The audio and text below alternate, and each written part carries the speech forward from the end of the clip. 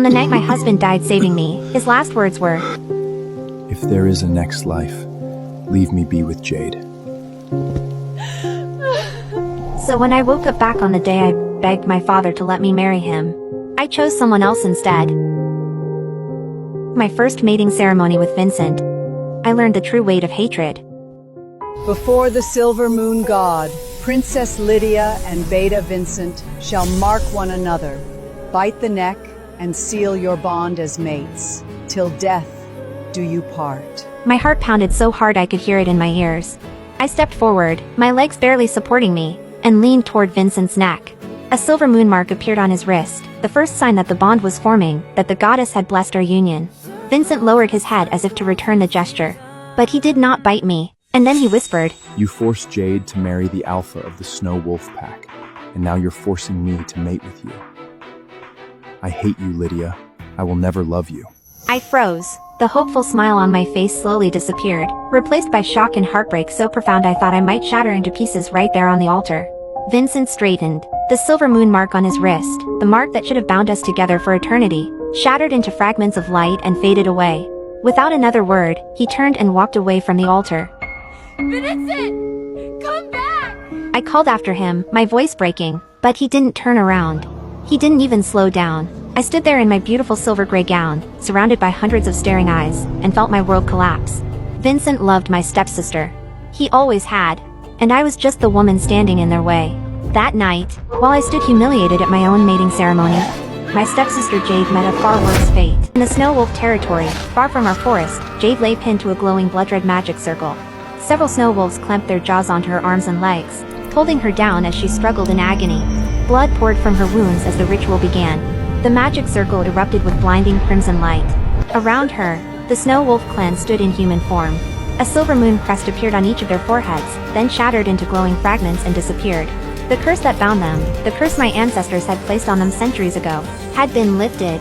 The snow wolves burst into tears of relief and joy, but their expressions soon turned cold as they looked down at Jade trembling on the ground. One by one, they transformed into wolves and descended upon her. Jade's screams echoed through the night as the pack tore her apart. The snow wolves killed Jade on her arrival. They drained her blood to cure their curse. Then they devoured her until nothing remained. For 8 years after that night, hatred was all there was between Vincent and me. We fought constantly. We clashed in pack meetings, in training, in every aspect of our lives. Two wolves colliding in a violent fight over and over again, me the silver gray, him the dark brown. We fought and slammed into each other with savage force until one of us finally pinned the other. Usually, it was him. I would shift back into human form and press my hand against whatever wound I'd earned in the latest battle, watching him disappear into the distance with tears filling my eyes. 8 years of hatred, 8 years of loving someone who would never love me back. When the war with the Snow Wolves finally began, Vincent swore to avenge Jade.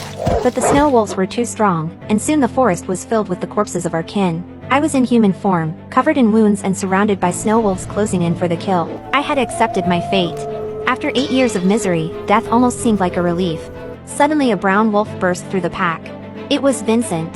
He threw me onto his back and raced through the forest as the Snow Wolves pursued us. I clung to his fur, too weak and shocked to do anything else. Vincent reached the ancient altar, the same altar where we had almost become mates 8 years ago, and shifted into human form. I slid down from his back, struggling to stand. Without hesitation, Vincent drew a blade and cut open his own chest. Blood poured down his body. I stared at him in shock. Vincent, what are you doing? Drops of his blood fell onto the altar, and a crimson magic circle appeared beneath my feet. A transparent barrier rose around me, sealing me inside. I rushed forward and pounded against the barrier, but it would not break. I'm teleporting you out with my life. Consider it repayment for the years you loved me. But if there is a next life, leave me be with Jaded. I screamed, but the snow wolves had arrived at the altar. Vincent turned to face them alone. The wolves leaped onto him and tore into his body. Claws ripped through flesh and blood splashed across the stone altar. I slammed my fists against the barrier as my body slowly began to fade. Vincent, I never imagined you would die to save me. If there truly is another life, I will never chase after you again. My body dissolved into light and disappeared within the magic circle. A single tear mixed with blood fell onto the altar. The crimson circle suddenly turned gold, erupting with a brilliant light that flooded the forest. I opened my eyes. I was standing in the middle of the Silver Moon Palace. My father was looking down at me, sullen and mighty. And Jade, who should have been dead for 8 years, gazed at me with hatred. Wait, I thought, my mind reeling. I'm actually back to the day when I begged father to make Vincent my mate. Lydia, My father said, his voice heavy with authority. the Snow Wolves demand a daughter of mine to mate with their alpha and lift the curse for them. If we say no, there will be a war we can't win. Are you still sure you are turning down the offer to marry Vincent? I stared at him, my heart pounding. This is it. This is the moment everything changes. In my previous life, I had insisted on marrying Vincent. I had manipulated and begged and cried until my father gave in. And what had it gotten me?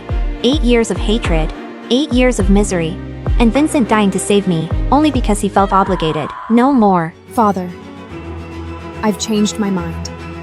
I will fulfill my duty and marry the Snow Wolf Alpha. Jade suddenly looked up, staring at me in disbelief. Haven't you always wanted to marry Vincent? What changed your mind? What are you planning? I met her gaze without flinching. I'm not planning anything.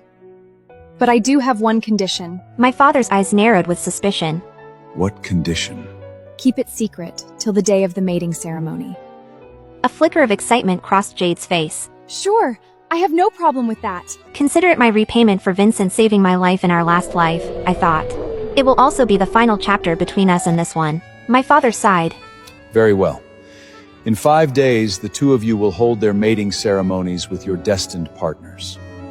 I will have the preparations arranged. I lowered my gaze with a bitter smile. Destined partners? My father has never cared about my happiness. Between Jade and me, he has always favored the daughter my stepmother gave him. The palace doors opened and I stepped outside. The first thing I saw was Vincent kneeling in the pouring rain, his back straight and unmoving. It's him, just like before. Even in this life, he was here begging for Jade on his knees. In my previous life, I had reacted with fury. I had ordered him taken away, had watched him struggle and scream as the attendants dragged him off. No! Let me go! I had made everything worse. This time would be different. I walked toward Vincent with an umbrella, the rain pounding heavily around us. He looked up at me, frowning slightly, then quickly looked away. Why are you here? Vincent, have you ever thought about something? If Jade doesn't go, then the one who must go is me. His expression remained cold. As long as you don't interfere, I can lead the army and conquer the Snow Wolf Pack myself. Then neither of you will have to marry that brute. I let out a soft, almost amused laugh. He still doesn't understand. The snow wolves are too strong. In my previous life, they nearly destroyed us. I let out a cold laugh and walked away from Vincent beneath my umbrella. When he sees Jade instead of me when the veil is lifted, he will be so happy. Vincent, you saved my life in our last life. In this one, I've repaid that debt. We are clear. Behind me, I could feel his surprised stare on my retreating figure. She used to always make a scene for this, he was probably thinking. Why is she so calm today? Let him wonder. It didn't matter anymore. Night fell, and I sat on my bed preparing to sleep. The events of the day had exhausted me emotionally, even if my body wasn't tired. Being back in this time, seeing Vincent so young and full of hatred for me, it was harder than I had expected. Suddenly, loud and chaotic pounding erupted at my door. I frowned and walked over to open it. The moment the door opened, Vincent shoved me back against it. His eyes glowed red and the heavy smell of alcohol clung to him. Lydia, why did you have to send Jade to the Snow Wolf Pack? You let the Alpha to the order! You manipulated the Alpha to give the order! Vincent, let go! You're hurting me! The Snow Wolf Pack has a blood feud with us. They have suffered under the curse from our ancestors for centuries. What do you think they will do to Jade once the curse is lifted? Is that what you want? You want your sister dead? He tightened his grip on my shoulders, his fingers digging into my flesh. Jealous, vicious woman like you doesn't deserve anyone's love! Do you really think forcing me to mate with you will make me submert? Dream on! I froze, my eyes reddening as I stared at him in disbelief, that look of hatred on his face. It's exactly the same as the day we turned our swords against each other in our last life. A bitter smile crossed my lips. I lifted my hand and released a burst of magic. Vincent was thrown several meters away, crashing to the ground before barely managing to kneel. Blood dripped from the corner of his mouth. Vincent, don't forget your place. He wiped the blood from his lips with his knuckle and looked up at me in stunned silence.